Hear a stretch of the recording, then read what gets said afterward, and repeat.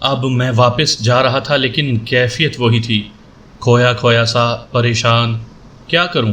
मैं तो जैसे मफलूज होकर रह गया था, कोई बात ही समझ में नहीं आ रही थी।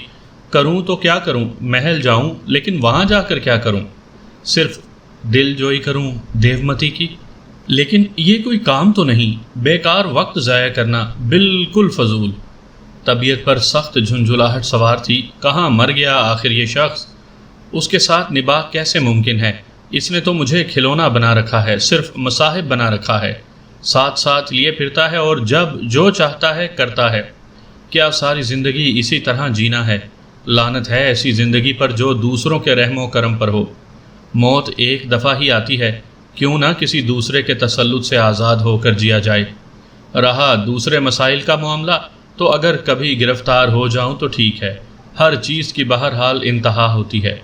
ज़हनी इंतशार के आलम में अजीब ऊट पटांग बातें सोचता रहा और फिर जब हवास जागे तो महल के सामने था। न जाने कदम उस तरफ क्यों उठ गए थे। बहरहाल अब यहाँ आ ही गया था तो फिर अंदर दाखिल होने में क्या हर्ज। शाहदाना का दुशाला कांधों पर ही था। अंदर दाखिल होने में कोई दिक्कत पेश नहीं आई और मैं महल के मुख्तलिफ हिस्सों से होता हुआ देवमती के महल में दाखिल हो गया। देवमती अपने कमरे में मौजूद नहीं थी, कहीं चली गई थी। मैंने सोचा और बेतकल्लुफ़ी से उसके बिस्तर पर लेट गया। हालांकि कोई तवील सफ़र नहीं किया था, लेकिन अजीब सी थकन जहन पर सवार थी। मुसलमानों की ज़बों हाली से भी दिल कट रहा था। जी चाह रहा था कि उनके लिए कुछ करूं, लेकिन अपनी बेबसी का भी एहसास था। हाँ, अगर वो होता तो। एक बार फिर झलाहट की लहर जहन की तरफ दौड़ी, लेकिन मैंने उसे कंट्रोल किया, खुद पर काबू पाया और सोचने लगा। तालूत जब भी गायब हुआ है किसी उलझन में फंसा है, और इस बार तो उसके लिए दुआ करना ही ज़रूरी है, क्योंकि वो एक खबीस रूह के ताक़ुब में गया था। बहरहाल उसके इंतज़ार में हाथ पर हाथ रख कर बैठना भी मुनासिब नहीं है। तालूत के पास पुरअसरार क़ुव्वतें हैं, लेकिन बहरहाल इंसान तो मैं भी हूँ और मेरे पास भी एक क़ुव्वत मौजूद है, और वो है अकल की क़ुव्वत। मैंने उस क़ुव्वत को तो बिल्कुल नज़रअंदाज कर दिया है। मुझे उससे काम लेना चाहिए। तालूत जब भी आए उसके इंतज़ार में हाथ पर हाथ रख कर बैठना फजूल है, कुछ किया जाए। और दर हकीकत इस बार मेरा अज़म बहुत मजबूत था। मैं अपनी सलाहियतों को आजमाना चाहता था और मैं देवमती के बिस्तर पर लेटा लेटा गहरे ख्यालात में गुम हो गया। मेरे जहन में हांडी पकती रही। हरचरण लाल, दीवान, गोविंदास कपूर, मुसलमानों के दुश्मन, फिर उनके साथ कैसी रियायत। कुछ करना चाहिए और इसके बाद फ़ैसला हालात पर छोड़ देना चाहिए। और इस सिलसिले में मैंने जो सबसे पहला मोहरा तलाश किया वो गोविंदास कपूर था। अभी तक महाराज गोविंदास कपूर के दर्शन ही नहीं हुए थे। देखा तो जाएगी उस पर्दा नशीन महाराज को। और मैं बिस्तर से उतर आया। अब मैं अपने किए हुए फैसलों पर अटल था। दरवाजे से निकला तो सामने ही देवमती नजर आई, अपने कमरे की तरफ आ रही थी, लेकिन जाहिर है मुझे ना देख सकती थी।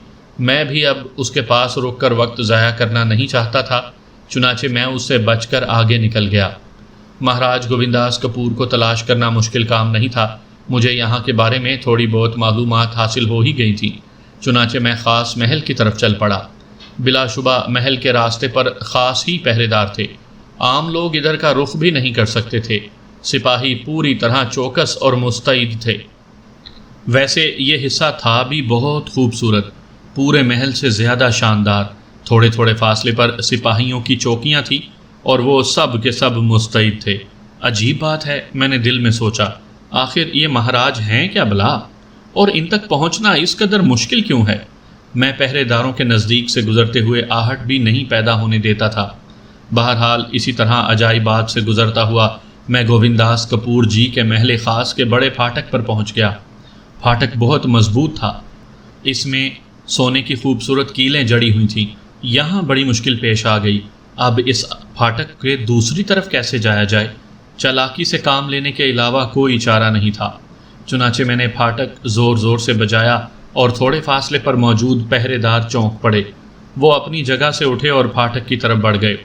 दूसरी तरफ अंदर मौजूद पहरेदारों ने भी फाटक की ज़ेली खिड़की खोली। 2 आदमी थे जिन्होंने मुंह निकाल कर बाहर झांका और मैंने फुर्ती से उन दोनों के मुंह पर हाथ रखकर उन्हें अंदर धकेल दिया। और दूसरे लम्हे मैं गड़ाप से ज़ेली खिड़की से दूसरी तरफ था। पहरेदार मेरे धक्के से गिर पड़े थे, लेकिन उनकी हालत अजीब थी। उनकी समझ में नहीं आ रहा था कि ये क्या हुआ। उसी वक्त बाहर के पहरेदार उनके पास पहुंच गए। तुम? गिरने वाले फुंकारे। क्या हुआ गिरधारी? ये क्या हरकत थी? अंदर वाले उठते हुए बोले। कौन सी हरकत? धक्का क्यों दिया? गिरधारी मरने मारने पर आमादा था। अरे अरे, दिमाग फिर गया है क्या? बाहर वाला पहरेदार पीछे हटते हुए बोला। मैं तुम्हारा खून कर दूंगा। इसे क्या हो गया बांकेलाल, संभालो इसे। बाहर वाले ने भी नाखुशगवार लहजे में कहा, और मैं इत्मीनान से एक तरफ खड़ा उन लोगों की बात रफा दफा हो जाने का इंतज़ार करता रहा था। बहरहाल बमुश्किल तमाम वो खामोश हुए। अकल में आने वाली बात ही नहीं थी। दोनों हैरान थे बेचारे। समझ में नहीं आ रहा था कि धक्का किसने दिया, फाटक किसने बजाया। बहरहाल तालूत का एक तोहफा मेरे पास मौजूद था जिससे मैं उसकी याद ताज़ा कर सकता था। मैं आगे बढ़ गया। सामने बहुत बड़ा घास का कता था जिसके दरमियान एक इंतहाई हसीन फुवारा बना हुआ था। रंग बरंगे फूल खिले हुए थे। फुवारे से दूसरी तरफ थोड़े फासले पर एक और दरवाज़ा था, लेकिन वहाँ पहरेदार नहीं थे। गोया पहरेदारों की हदूद सिर्फ इस बड़े फाटक तक थी। मैंने ये दरवाज़ा भी खोला और अंदर दाखिल हो गया, लेकिन फिर मुझे एकदम ठिठक जाना पड़ा। दूसरी तरफ हसीन औरतों का एक गोल मौजूद था। शायद कनीज़ें थीं, आपस में एक दूसरे से हंसी मजाक कर रही थी। सब की सब खूबसूरत थीं और शरारत में एक दूसरे से बाजी ले जाने में कोशां थीं। मैं एक तरफ खड़े होकर उनकी बातें सुनने की कोशिश करने लगा।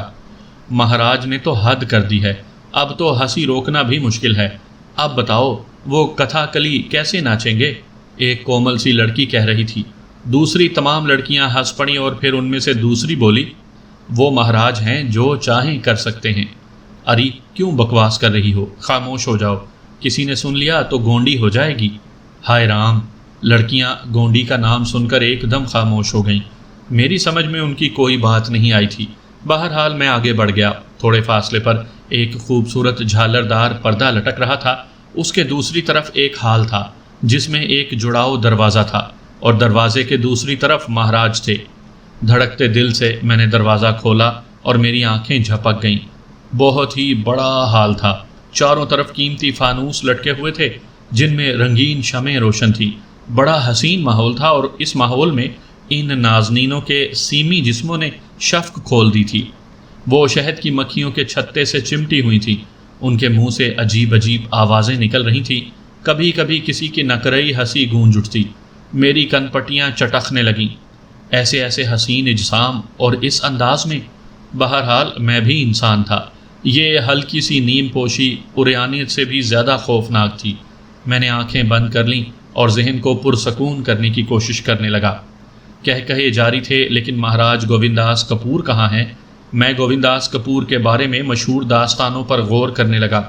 शेरों का शिकारी, बहादुरों का बहादुर गोविंदास कपूर गोशा नशीनी इख्तियार करके इन औरतों के दरमियान ज़िंदगी कैसे गुजार रहा है। मगर वो है कहाँ? मैंने आंखें खोल दी। उसी वक्त मेरे कानों में एक कड़कदार रोबदार आवाज़ गूंजी, बस हट जाओ, काफ़ी है। और मैं चौंक पड़ा। ये आवाज़ गोविंदास कपूर की ही हो सकती थी और यकीनन वो औरतों के झुरमट में ही है। औरतें एक तरफ हट गईं और फिर वो काफ़ी दूर हट गईं। एक खूबसूरत सिंहासन था और उस पर एक दरमियाने कद की फरबा अंदाम औरत बैठी थी।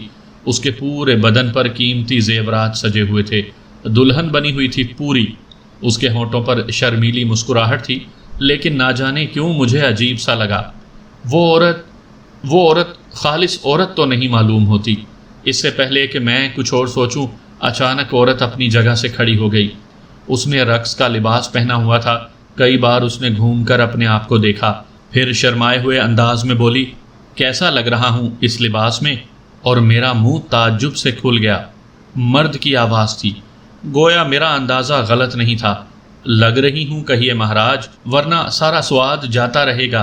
एक खूबसूरत लड़की बोली। हाय राम, कैसी लग रही हूँ? औरतनुमा मर्द या मर्दनुमा औरत लचक कर बोली। बड़ी सुंदर, भगवान की सौगंध, बड़ी सुंदर। सारी लड़कियों ने बैक आवाज़ कहा और हिजड़ा दांतों में उंगली दबाकर मुस्कुराने लगा। मेरी आंखें हैरत से उबली पड़ रही थीं। मेरे जहन में रह रहकर एक ख्याल आ रहा था क्या यही शख्स महाराज गोविंदास कपूर है? क्या यही? वरना फिर इसका यहाँ क्या काम? और लड़कियां इस कदर चौंचले क्यों कर रही हैं? लेकिन गोविंदास कपूर, शेरों का शेर, जमीन से शेरों का शिकार करने वाला, क्या यही है? अगर ये शौक है तो अजीब है। और फिर ये अंदाज। तब हिजड़ा खड़ा हो गया। उसने लड़कियों से रक्स के अंदाज में आने के लिए कहा और फिर हाल के कोनों से साजों की आवाज़ फूट पड़ी। मैंने चौंक कर उन्हें देखा जो साज बजा रही थी। अब तक मेरी निगाह उन पर नहीं पड़ी थी। उनके होंठ दबे हुए थे, जैसे उन्होंने बमुश्किल अपनी मुस्कुराहट दबाई हो। तब वो रक्स के पोज में आ गया। लड़कियां तितलियों की तरह उसके चारों तरफ बिखर गईं और हिजड़ा रक्स करने लगा। हालांकि इस माहौल ने मुझे हैरत से गूंग कर दिया था, लेकिन हिजड़े की बेतुकी उछल कूद देखकर मेरी भी हंसी न रुक सकी। उसके साथ रक्स करने वाली लड़कियों की बुरी हालत थी। रक्स भी कर रही थीं, पेट भी दबा रही थीं। हंसी रोकने की कोशिश में उनके चेहरे सुर्ख हो रहे थे। हिजड़े का रक्स जारी रहा। वो लहरे पर लहरे ले रहा था, लचक रहा था, मटक रहा था, और फिर वो थक गया और लड़कियों की जान में जान आई। वो नखरीली रकासाओं के अंदाज में फर्श पर बैठ गया। लड़कियां फिर उस पर पल पड़ीं। वो उसे चारों तरफ से टटोल रही थीं। कैसा रहा? हिजड़े ने हाँफते हुए कहा। भगवान की सौगंध महाराज, आपने तो कमाल कर दिया। बड़े बड़ों के कान काट लिए। एक लड़की हिजड़े के दोनों गालों पर हाथ फेरती हुई बोली और महाराज शर्माए हुए अंदाज में हंस पड़े। मैं अब भी परेशान था। ये माजरा क्या है? अगर ये राजा गोविंदास कपूर है तो इसके बारे में मशहूर दास्तानें क्या थीं? और अगर वो नहीं है तो फिर इसके महल में इस हिजड़े का क्या काम? अब क्या आ गया है महाराज? एक खूबसूरत सी लड़की ने पूछा। बस अब क्या है, चलो अंदर चलो। हिजड़ा लचक कर बोला और फिर वो लड़कियों के सहारे उठ खड़ा हुआ। लड़कियों ने फिर उसे झुरमट में ले लिया और आगे बढ़ गईं। मैं भी उनके साथ ही चल पड़ा था। इस बार वो उसे लिए हुए एक और कमरे में पहुंची, जो दूसरे कमरों की तरह तवील व अरीज था, लेकिन वो ख्वाबगाह की शक्ल रखता था। लेकिन ये अनोखी ख्वाबगाह थी।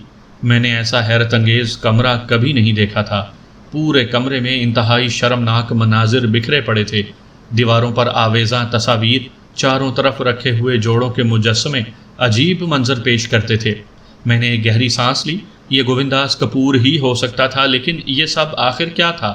क्या दरगाहपुर का राजा हिजड़ा है? ये क्या मस्करापन था? मेरी समझ में तो कुछ नहीं आ रहा था। बुलाओ अब उस वसंती को, देखे हमारा नाच। कहती थी हम नाच नहीं सकते। कैसा नाचा था? बहुत ही सुंदर, बहुत ही सुंदर महाराज। और ये वसंती, इसकी तो गोंडी होनी चाहिए। अपने आप को बहुत बड़ी नाचने वाली समझती है। गोंडी? हाँ, ज़रूर होगी। अरे हाँ, वसंती की गोंडी तो ज़रूर होगी। बुलाऊं से महाराज? एक शरीर सी लड़की ने पूछा। ज़रूर बुलाओ, इसमें पूछने की क्या बात है, महाराज ने कहा और लड़की बाहर निकल गई। दूसरी लड़कियां अब भी हंसी मजाक कर रही थीं। मैं एक जगह थका थका सा बैठ गया। अब तो हैरान होने की हिम्मत भी नहीं रह गई थी। दुनिया भर की हैरत अंगेज बातें मेरे हिस्से में ही आ गई थी। बताइए, इस राजा को कैसे बर्दाश्त कर लेता जिसकी बहादुरी के गीत गाए जाते थे, और वही राजा 16 सिंगार किए औरतों के लिबास में मेरे सामने बैठा था और लड़कियों के मजाक पर शर्मा शर्मा कर दोहरा हो रहा था। बहरहाल हैरानी ख़त्म हो जाने के बाद बात दिलचस्प थी। मान मेरी निगाहें तस्वीर के दरमियान एक तस्वीर पर पड़ी। लंबी लंबी मूँछों वाला एक शानदार जवान था जिसके चेहरे से दर हकीकत रोब टपकता था। लेकिन मेरी हैरत की इंतहा न रही जब मैंने उसके नकूश उस हिजड़े से मिलते हुए देखे।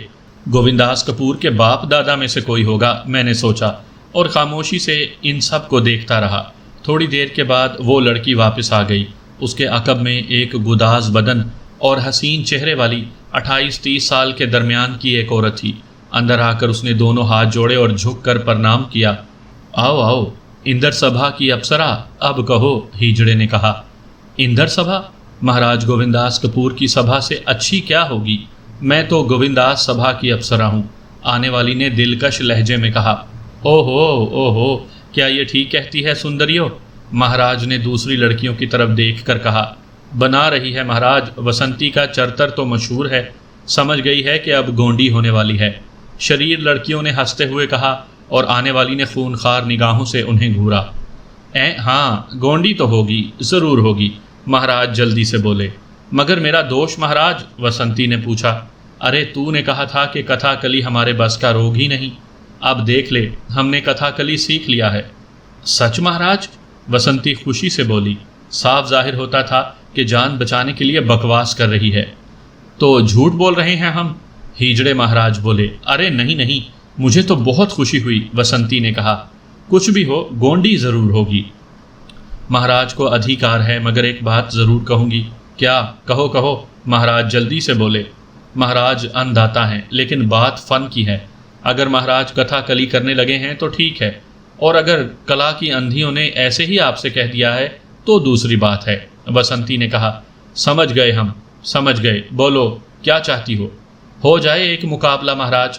ओह मंजूर, मगर उसके बाद गोंडी, क्या समझी? हार गई तो? महाराज, बसंती ने मुस्कुराते हुए कहा, बड़ा मान है तुझे, आ जा इसी वक्त, इसी समय। नहीं महाराज, रात ढल जाने दो, वो समय अच्छा होता है। ठीक है। शेरों के शिकारी गुर्राए और बसंती मुस्कुराने लगी। मैंने एक गहरी सांस ली। हैरत का दौर ख़त्म हो गया था, अब दिलचस्पी शुरू हो गई थी। मुझे अफसोस होने लगा, तालूत की मौजूदगी में हम इधर क्यों नहीं आए। बड़ी तफरी रहती इन महाराज के साथ तो। वाकई ये तो बड़ी दिलचस्प चीज़ थे। बहरहाल तवील वक्त मैंने वहीं गुजारा, और अब मुझे अच्छी तरह मालूम हो गया था कि यही महाराज गोविंदास कपूर हैं। लेकिन जो कुछ नज़र आ रहे हैं, इसके बारे में अभी तक कुछ नहीं मालूम हो सका था।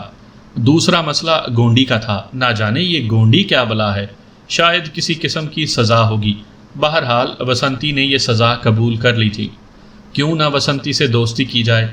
कुछ खुद सरसी लड़की मालूम होती थी, शायद काम आ जाए। इससे महाराज गोविंदास कपूर के बारे में तफसीलात मालूम हो सकती थी। चुनाचे मैं उस लड़की की तलाश में निकल पड़ा। यूं भी महल के इस हिस्से की सैर मकसूद थी, इसलिए एक एक कमरे में झांकता हुआ बिला आखिर बसंती के कमरे में पहुंच गया। बसंती बाल बाल मोती पिरो रही थी। हिंदू लड़कियां यूं भी काफ़ी खूबसूरत होती हैं। बसंती सिंगार के बाद बहुत ही हसीन नजर आने लगी थी। मैं अभी कोई फैसला नहीं कर पाया था कि अकब से एक और लड़की आती नजर आई। वो दरवाजे से अंदर दाखिल होकर रुक गई थी। अरे अरे, आओ हंसो। रुक क्यों गई? बसंती ने कहा। मैं पहचान गया, मैंने उस लड़की को भी गोविंदास कपूर के पास देखा था। हंसो खामोश खड़ी थी। क्या बात है री, चुप क्यों है? बसंती ने सिंगार करना बंद करते हुए कहा। क्या कर रही है बसंती? हंसो ने संजीदगी से पूछा। कथाकली की तैयारियां, बसंती मुस्कुराते हुए बोली। क्या तेरा भी दिमाग खराब ही हो गया है? क्यों? बसंती ने ताज्जुब से बड़ी बड़ी आंखें फाड़ दी। बसंती, तुझे मैं इतना बेवकूफ़ नहीं समझती थी। अरे मगर हुआ क्या, कुछ बता तो सही। क्या तू मरना चाहती है? नहीं तो। बसंती के चेहरे पर खौफ के साए लहराने लगे। फिर उस पागल राजा से मुकाबला करने क्यों जा रही है? अरे मगर उससे नाचा कब जाएगा? मैं जानती हूँ। तो फिर? बसंती हैरत से बोली। बड़ी भोली, बड़ी ही बेवकूफ़ है तू। अगर वो हार गया तो क्या तुझे जिंदा छोड़ देगा? क्या वो ये ना कहेगा कि तूने उसका अपमान किया है? क्या तेरा दिमाग ठीक है जो तू उसकी बातों में आ गई? मगर बसंती परेशानी से बोली। तूने पागलपन की बात की है बसंती। अरे तो अब क्या करूं? बसंती ने सख्त परेशान लहजे में कहा। दीवानी है निरी, अब क्या करूं कि बच्ची? बस सिंगार कर, महाराज के साथ नाच और हार जा, उसकी बड़ाई मान ले। हंसो ने कहा। और फिर गोंडी? मर तो नहीं जाएगी, जीवन जाने से तो ठीक है। बड़ी बेइज्जती की बात है हंसो। तो फिर मर जा। वैसे भी किसी की इज्जत है?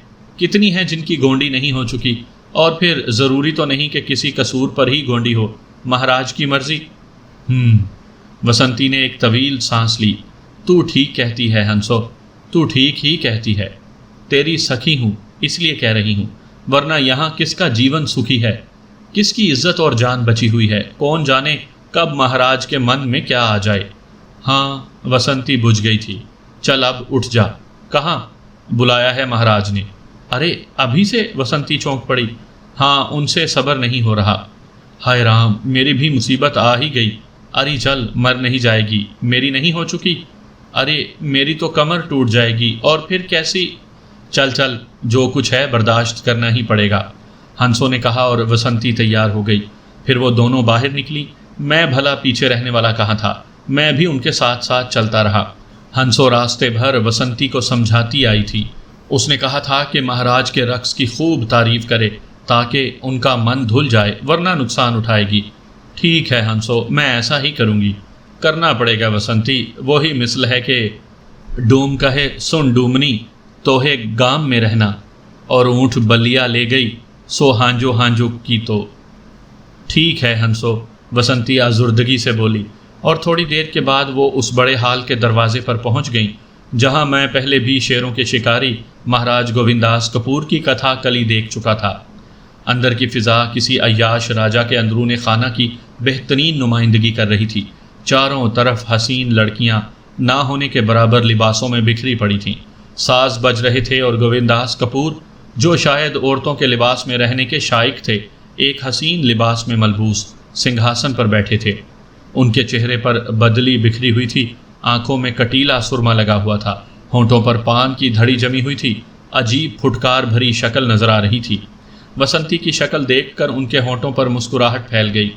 आओ आओ महान कथाकली, भगवान ने धरती पर एक ही नाचने वाली उतारी है और वो तुम हो, मगर आज तुम्हारा मान टूट जाएगा, उसने लचकते हुए कहा। वसंती भी मुस्कुराने लगी। हालांकि उसके दिल में खौफ था, लेकिन जान बचाने के लिए भी तरीके से काम लेना था। महाराज गोविंदास कपूर ने अपनी सारी मदाहों की तरफ देखा और बोले, क्या ख्याल है, शुरू किया जाए? हाँ महाराज, फैसला हो ही जाए, लड़कियां बोलीं। तैयार हो वसंती? महाराज ने मुस्कुराती हुई निगाहों से वसंती को देखा और वसंती ने गर्दन झुका दी। तब महाराज ने पैरों में घुंघरू बांधे और बड़े नाज से खड़े हो गए। साजिंदों ने साज संभाल लिए। वसंती भी कमर कसकर सामने आ गई और फिर कथाकली बोल शुरू हो गए, और उसके साथ ही दोनों का रक्स। बेतुके महाराज गर्दन मटका रहे थे, उनकी आंखें भी मटक रही थी। ना जाने क्या कर रहे थे वो, मेरी क्या, किसी की समझ में नहीं आ रहा होगा। दूसरी तरफ वसंती भी नाच रही थी। बिलाशुबा वो फनकारा थी, लेकिन बहुत जल्द जान का खौफ उसके जहन पर तारी हो गया और वो फन भूल गई। जबकि महाराज टांग टूटे बकरे की तरह बुरी तरह उछल रहे थे। साजों की धुनें तेज तर होती गई थीं। वसंती की शायद टांगों में जान ही नहीं रह गई थी, वो ज़मीन पर ढेर हो गई। महाराज अब भी पांव फेंक रहे थे और जब लड़कियों ने खुशी के नारे लगाए तब उन्हें पता चला कि उन्होंने मार्का सर कर लिया है। बिला आखिर वो रुक गए। उनके चेहरे से मुसर्रत फूट रही थी। गो इस उछल कूद से बुरी तरह हाँप गए थे, लेकिन दांत निकले पड़ रहे थे। अरे अरे, क्या हुआ महान कथाकली? उन्होंने तंज किया। मुझे नहीं मालूम था महाराज, आप इतने बड़े कलाकार बन चुके हैं। गरीब वसंती ने ना जाने किस दिल से कहा और महाराज हंस पड़े। तो मालूम कर लिया होता, अब गोंडी किसकी होगी? महाराज हंसते हुए बोले। दूसरी लड़कियां भी कहे लगाने लगी थीं। बस वसंती तुम हार गई, महाराज फिर बोले। हाँ महाराज, मैं हार गई। गोंडी, महाराज धाड़े, और वसंती के होंठों की मसनूई मुस्कुराहट भी सुकड़ गई। उसकी आंखों में दहशत उभर आई, लेकिन फिर वो पुरसकून हो गई। महाराज दोबारा सिंहासन पर जा बैठे थे और दासियां उनके पैरों के घुंघरू खोलने लगीं। महाराज की आंखों में मुसर्रत नजर आ रही थी। दूसरी तरफ वसंती पत्थर के बुत की मानिंद साकित खड़ी थी। अरे गोंडी, महाराज रान पर हाथ मारकर चीखे। वसंती इस मुज़हिका खेज रस्म से वाकिफ थी। खुद उसके सामने कई लड़कियां बेइज्जत हो चुकी थीं। आहिस्ता आहिस्ता वो झुकी और हाथों और घुटनों के बल खड़ी हो गई। महाराज कहे लगा रहे थे। उनके पैरों के घुंघरू खुल चुके थे। फिर वो सिंहासन से उतरे और वसंती की पुश्त पर जा बैठे।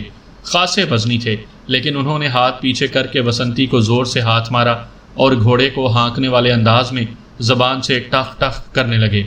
वसंती का चेहरा सूत गया था, लेकिन बहरहाल वो बामुश्किल तमाम महाराज के बोझ को लेकर घुटनों और हाथों के बल आगे बढ़ने लगी। लड़कियां कहे लगा रही थीं। वसंती आगे बढ़ रही थी। उसने पूरे हाल के 2 चक्कर लगाए। महाराज बेहद खुश थे। दूसरी लड़कियां भी कहे लगा रही थी और इस अजीबो गरीब खेल को मैं देख रहा था। इसमें सिवाय जिन्स के कुछ न था, लेकिन जाहिर है लड़कियां खुशी से इस गधे के बोझ को उठाना तो पसंद ना करती होंगी, और फिर बहरहाल कोई भी इस तरह पसंद ना करेगी। लेकिन इससे मेरे जहन में कुछ और ख्यालात भी आए थे। राजा की फितरत किसी हद तक मेरी समझ में आ रही थी। तीसरे चक्कर में वसंती थक कर गिर पड़ी और बेहोश हो गई।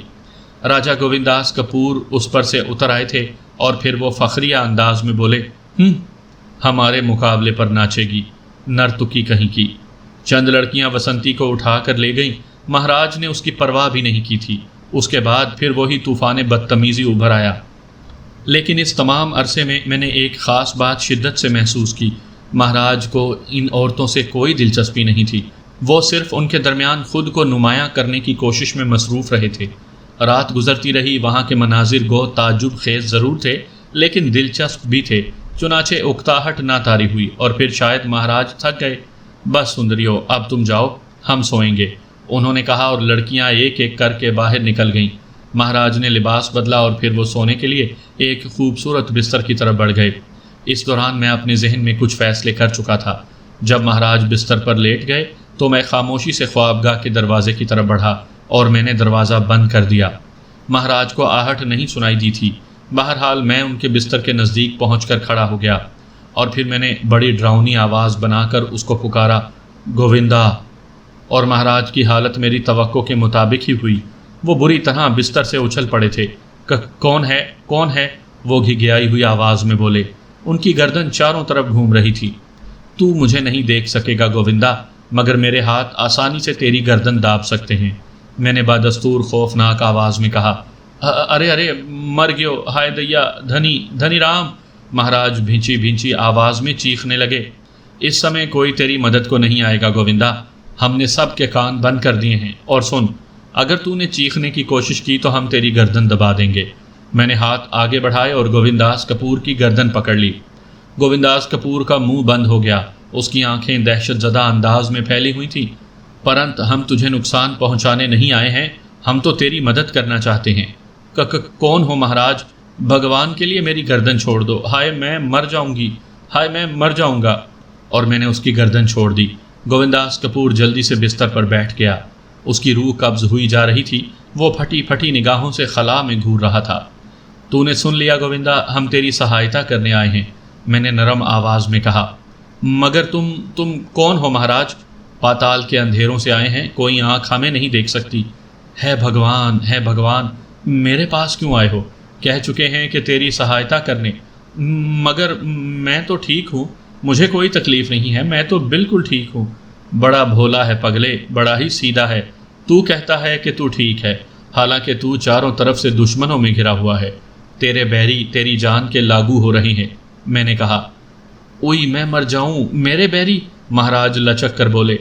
हाँ, तेरे बैरी, जिन्होंने तेरा ये हाल किया है और अभी ना जाने क्या करना चाहते हैं। महाराज, भगवान के लिए मुझे बचा लो महाराज, मैं मरना नहीं चाहता, गोविंदास कपूर जल्दी से बोला। उसका सीना खौफ से फूल पिचक रहा था। हम इसीलिए आए हैं गोविंदा, क्या तू हमारे ऊपर विश्वास करेगा? ज़रूर करूँगा महाराज, ज़रूर करूँगा। वचन दे, जो कुछ हम तुझसे पूछेंगे सच बताएगा? सच बताऊंगी महाराज। तू चिंता ना कर, आराम से बैठ जा। तुझे नींद तो नहीं आ रही? नहीं गोविंदे, पहले हम तुझे ये बता दें कि तेरे बैरी क्या चाहते हैं। बताएं महाराज, मगर आपका शुभ नाम क्या है? भदर नाम कड उर्फ पाताल भैरवी। और गोविंदास कपूर अहमकों के से अंदाज में गर्दन हिलाने लगा। चंद सेकंड खामोशी के बाद मैंने कहा, तो गोविंदे, तेरे बैरी तुझे जान से मारकर तेरी राजगद्दी छीनने के ख्वाब देख रहे हैं। उई, मैं मर गई, गोविंदास कपूर उछल पड़ा। मुझे इस गधे की हरकतों पर हंसी आ रही थी, लेकिन बहरहाल मैं खुद को रोके हुआ था। हाँ गोविंदे, तुझे मेरी बात पर भरोसा करना चाहिए। तू जानता है तेरे बैरी कौन हैं? नहीं महाराज, मैं किसी को नहीं जानती, गोविंदास कपूर ने खौफजदा आवाज़ में कहा। खैर, मैं तुझे ये भी बता दूंगा, पहले तू मुझे कुछ बातें बता। पूछे महाराज। तू औरत है या मर्द? मैंने सवाल किया। गोविंदास कपूर इस बात पर हैरान रह गया। उसके चेहरे पर काफ़ी उलझन के आसार नज़र आ रहे थे और फिर मैंने उसके चेहरे पर उदासी देखी। फिर वो आहिस्ता से बोला, पहले मैं मर्द ही था महाराज, मगर अब क्यों? अब क्या हुआ? अब मैं ना मर्द हूँ ना औरत, उसने गंभीर आवाज़ में कहा। क्या मतलब है? मैंने हमदर्दी से पूछा और गोविंदास कपूर की आंखों में आंसू आ गए और फिर वो फूट फूट कर रोने लगा। हाय, अब ना तो मैं औरत हूँ ना मर्द, मेरा जीवन नष्ट हो गया, हाय। वो बुरी तरह बैन करने लगा और मैं घबरा गया। मैंने जल्दी से उसका मुंह भींच लिया, बाहर भी आवाज़ जा सकती थी। मेरे नादीदा हाथों के लमस से उसकी आवाज़ रुक गई। बहरहाल वो खौफजदा भी था। रोने धोने से काम नहीं चलेगा गोविंदास कपूर, पहले मुझे सारी बातें बताओ। क्या बताऊं महाराज, तुम्हारी ये हालत कब से हुई? समय याद नहीं है महाराज, बस काफ़ी दिन से मेरे मन में ख्याल उठता है कि मैं मर्द नहीं हूँ, और सारी रानियाँ भी यही कहती हैं। मेरा मन चाहता है कि मैं औरतों के कपड़े पहनूं, औरतों की तरह बातें करूं, औरतों की तरह रहूं। बस महाराज यही हालत है, सारे काम औरतों की तरह करने को मन चाहता है। क्या ये खुद ब खुद हो गया गोविंदास? मैं नहीं जानता महाराज, ये तुम्हारे बैरों का काम है। उई मैं मर गई, हाय मैं मर गया। क्या कह रहे हैं महाराज? तिलका को जानते हो? तिलका महाराज, वो तो बड़े ज्ञानी हैं। तुम्हारा मंत्री हरचरण लाल बेहद चालाक इंसान है। वो और बड़ा पुजारी पूरन लाल मिलकर तुमसे तुम्हारी राजगद्दी छीनना चाहते हैं।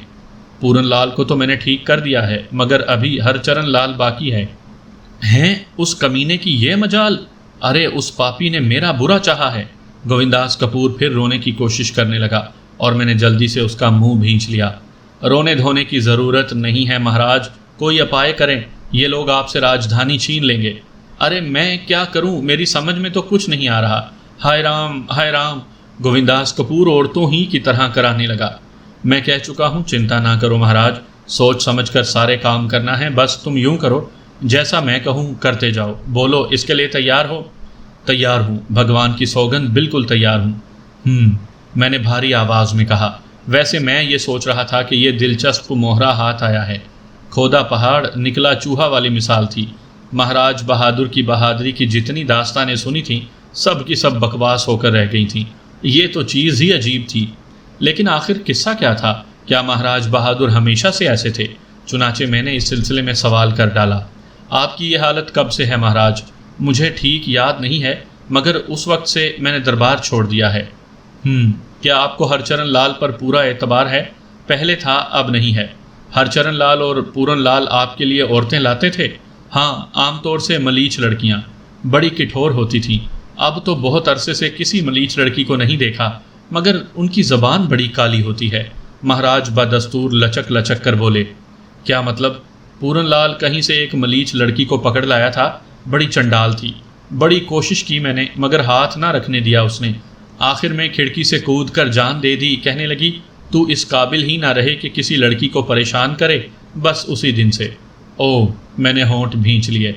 ये तो तेरे साथ बेहतर ही हुआ कुत्ते, मैंने दिल में सोचा।